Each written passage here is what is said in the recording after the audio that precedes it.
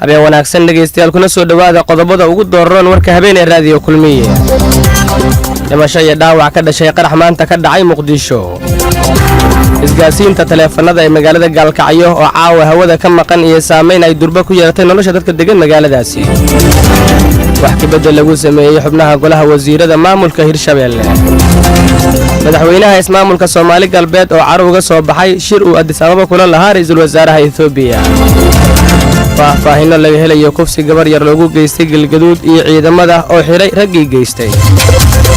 qorshaha sanadkan lagu wajahayo barakacyaasha ku nool Muqdisho oo maanta la daafuray. iyo madaxweynaha Suudaan oo la filayo inuu booqasho ku tago Qatar. hormuud telecom u doono adeeg isgaarsiineed oo casri ah. hormuud telecom u doono internet xawaarihiisu sareeyo. adna qaado hormuud saaxiibkaana u qaad. waa habeen talaado ah ay arbaca soo galayso taariikhduna ku aastaysan tahay 22 bisha koowaad ee January 2019 warka oo dhan Maxamed Cali Maxamed ayaa la diyaaraa. waa mahadsan tahay Cabdiqani Cabdullaahi Ibraahim. habeen wanaagsan dhegeystayaal ku soo dhawaada warkaasi oo fidsan. dhimasho dhaawac ayaa ka dhashay qarax miino oo maanta ka dhacay magaalada Muqdisho. 2 qof oo shacab ah ayaa la xaqiijiyay inay geeriyoodeen, ugu yaraan 4 askarina waa ay dhaawacmeen kadib qarax miino oo dhulka lagu aasay kaas oo ka dhacay degmada Holwadaag gaar ahaan isgooska Carwe Iidka wadada 30 ee magaalada Muqdisho.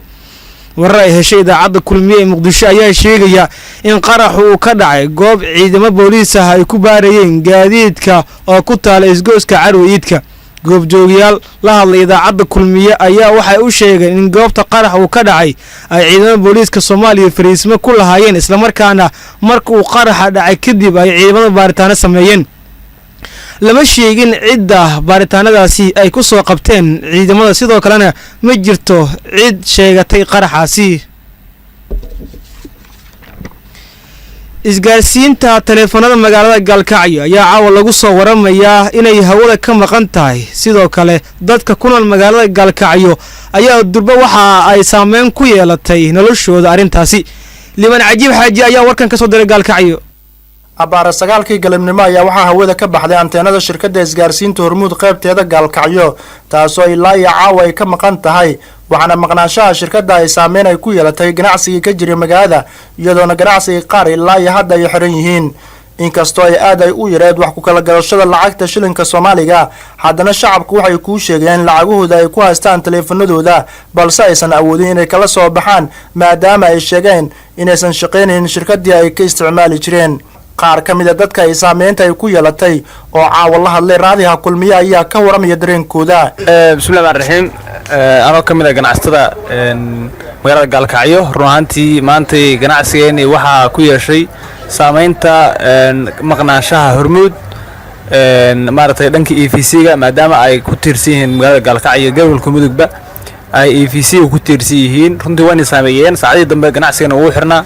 waana xirnay maadaama aan maartay ay maartay aan dareemayno dadku inay deyn wada qaadanay, laakiin saa darteed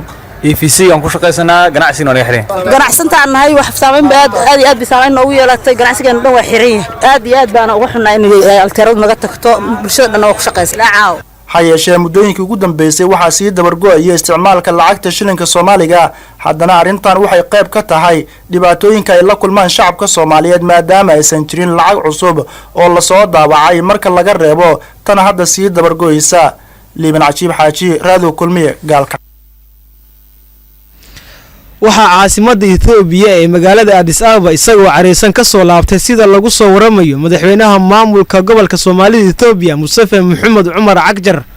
waxa uu Mustafa Cagjar shir saacado qaatay oo aan la isku fahmin la yeeshay ra'iisul wasaaraha Itoobiya Dr. Abiy Ahmed, gudoomiyaha xisbiga talada haya ee dowlad deegaanka Ahmed Chido oo sidoo kale ah wasiirka maaliyadda ee Itoobiya.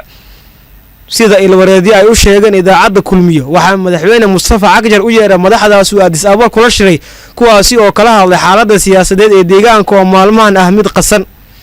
waxaa sidoo kale laga hadlay oo la isku fahmi waayey sida la sheegayo wax ka bedel lagu sameynayo hanaanka maamul ee xilligan iyadoo khilaafka iyo waxyaabaha la isku hayo ay qayb ka tahay sii deynta dad la sheegay in ay la shaqayn jireen maamulkii hore ee uu hogaaminayay madaxweynihii hore ee cabdi maxamuud cumar oo mustafa cagjar xire sida la sheegay madaxweynaha ayaa khilaafka shirkan kadib waxaa lagu soo waramayaa in gelinkii dambe ee maanta uu dib ugu soo laabtay magaalada jigjiga ee gobolka soomaalida Ethiopia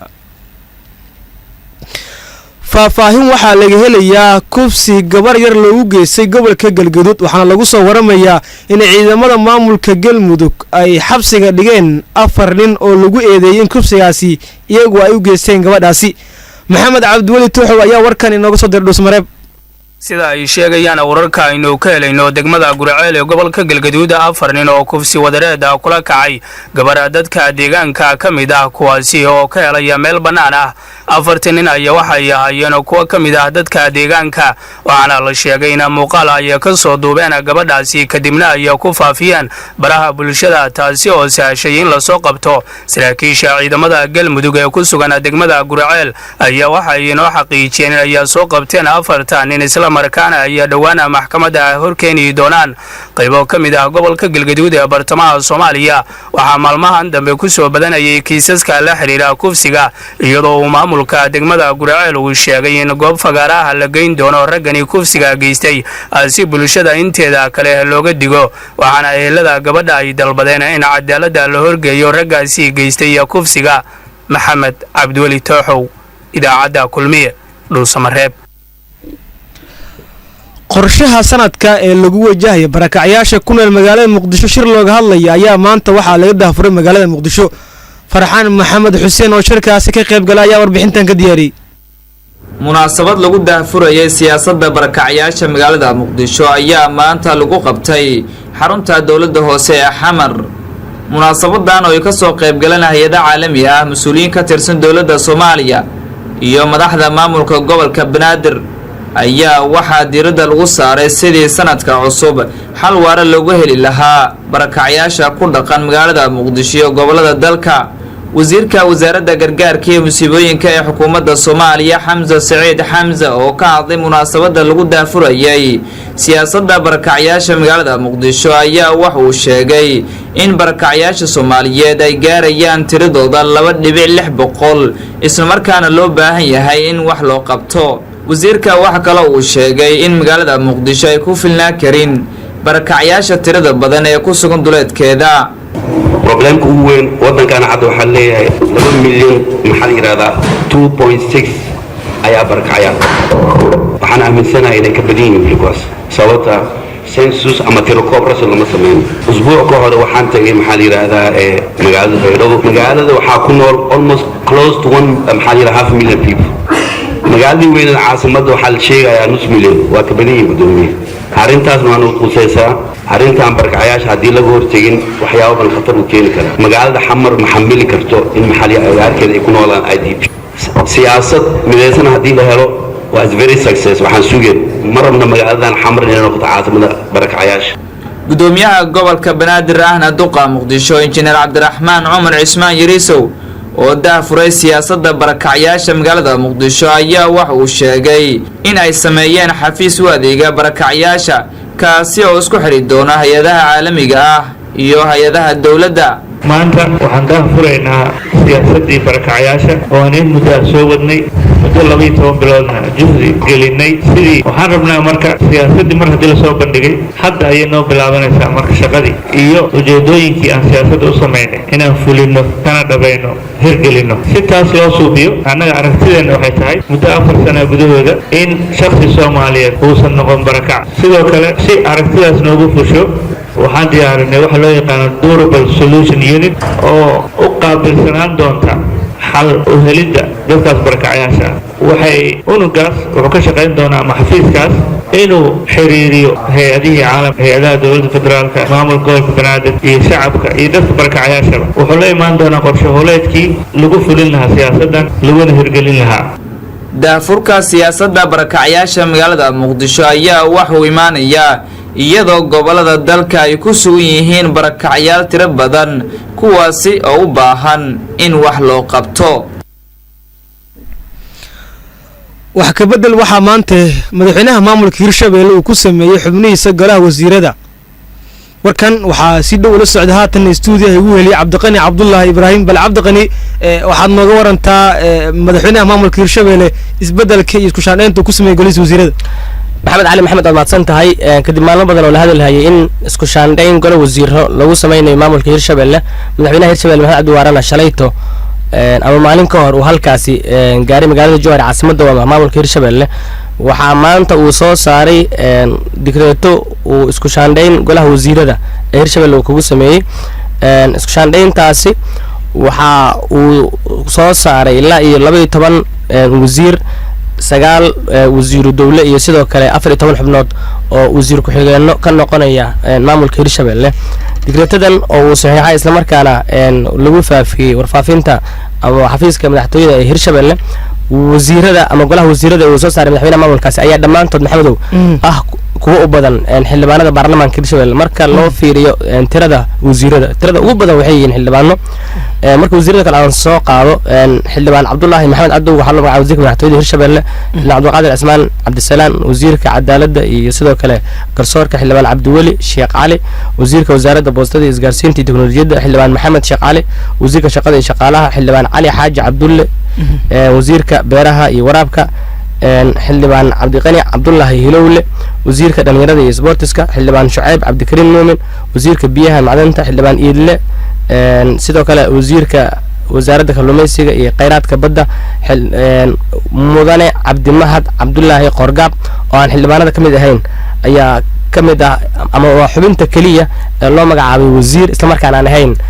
xubin ka tirsan sidoo kale baarlamaanka maamulka Hirshabelle marka ilaa iyo 9 wasiir dawle 12 wasiir iyo 14 xubnood oo wasiir ku xigeenna ayaa la soo saaray faahfaahinta iyo dhameystiran wararkeena xiga ay saaxiibada ku mahal doonaan waa maasan tahay Cabdiqani Cabdullaahi Ibraahim habeen wanaagsan dhageystayaal warkii dibadda ayaa inoo harsan